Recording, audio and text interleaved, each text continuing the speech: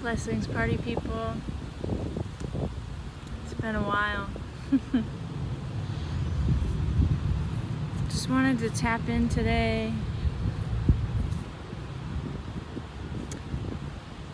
The energy has been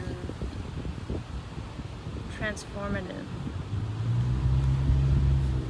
Everyone feels like they're in this grand transition to the next chapter and phase of our lives, which seemingly is incredibly clear yet so unknown at the same time. Leave it up to the universe and the duality of the world to exist like that. I'm not surprised. So a few days from now, or whenever you're watching this, perhaps you're needing this message, but a few days from now we have the new moon in Cancer. And so if you've been observing your reality recently, I'm sure you've been wondering why certain things are happening, why seemingly we're revisiting a lot. And I've found that these situations are coming into our lives so that we can view and understand what needs to be let go of, especially in our emotional bodies right now. It's a highly I feel like we keep getting more and more sensitive, and so especially if you have some Cancer in your chart, or like me, my moon is in Cancer, so I'm feeling really at home, but I'm feeling really within myself and within my emotional body. I've been asking to reconnect to it recently, and well, all in line with the time, right? So that could be why I've been desiring to connect back in, is because this energy is here and conducive for me to do so. So we're all transitioning in so many ways. It feels like we're taking quantum leaps and jumping timelines and becoming radical. So remember to breathe.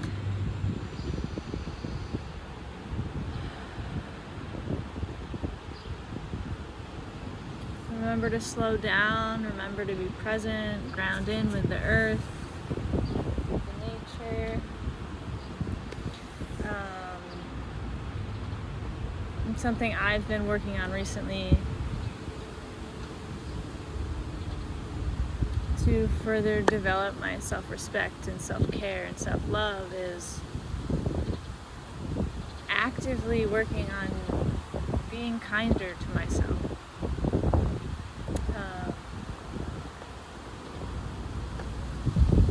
Sometimes that's really hard. Sometimes that's I know I'm honoring myself and taking the rest that I need, but it still feels like I'm not doing anything.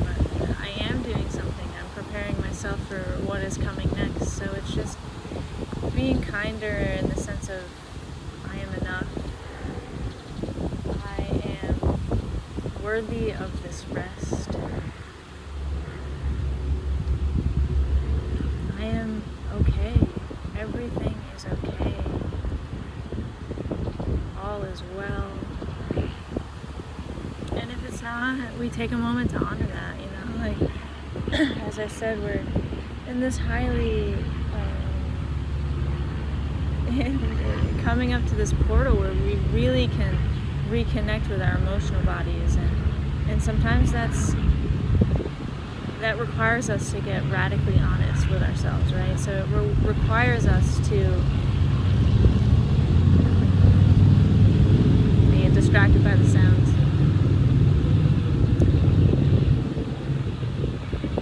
It requires us to acknowledge and see and feel the emotions that we've suppressed for a long time.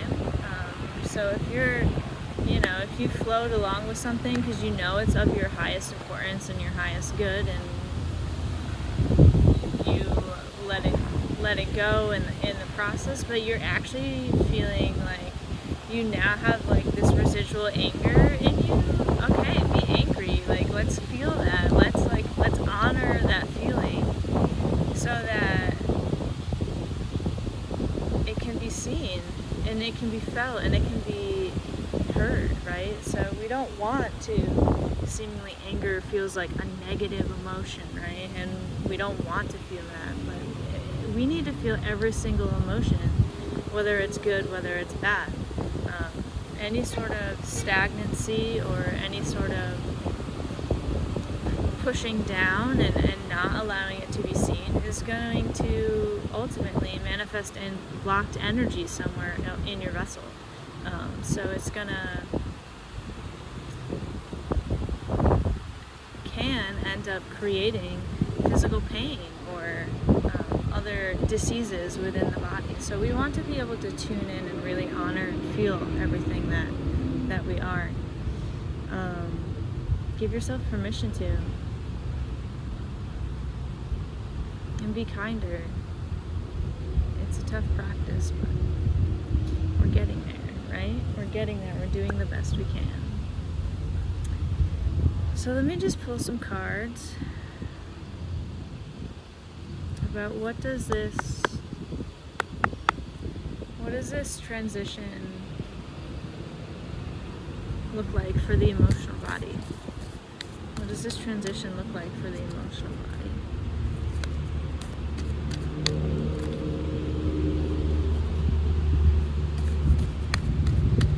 What does this transition look like for the emotional body?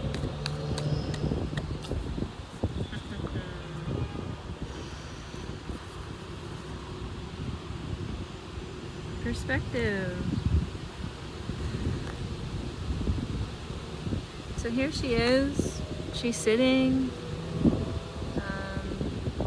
Yeah, I'm inclined to use she here, but we can say they, we can say he. This being is sitting with her emotional body, with their emotional body, deeply honoring it, feeling it, holding it, seeing it. Because this is the world it creates. A beautiful world, nonetheless, but always with us, right? So we want it to be balanced. We want it to be seen and heard and felt and understood. So as we're doing that, we're shifting our perspective. We're allowing that kindness in. But it's coming with this underlying